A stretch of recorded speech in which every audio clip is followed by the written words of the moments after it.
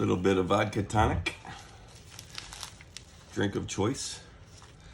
Anyways, so I have a Browning X-Bolt.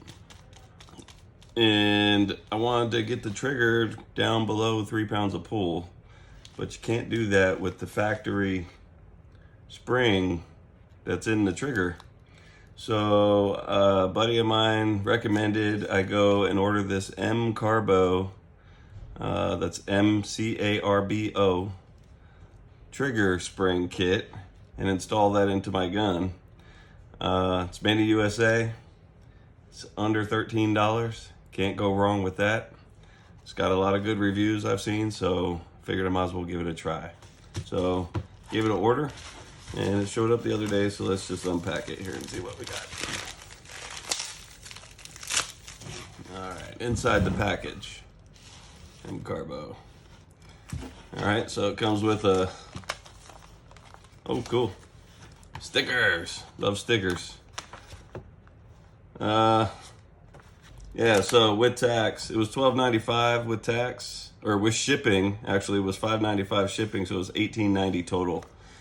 So that's the invoice. Welcome to the MCARBO Brotherhood, veterans, police officers, and Second Amendment patriots. A little bit of history about the company. So it's an about me. Okay.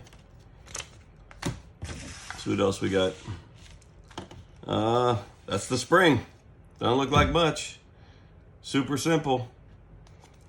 Little spring in there. It says, attention, as a warning. We advise all these parts purchased from our inventory be installed and inspected by a qualified gunsmith. That is not me, but I'm going to do it myself anyways. Okay, and this video will show how I did it, at least. Proudly made in the USA, so that's a big bonus. Okay, so that's that. See if there's anything else in here. Nothing else. So you got your spring. You got a cool little sticker you can stick on your cooler. You got your about the company, talking about these guys.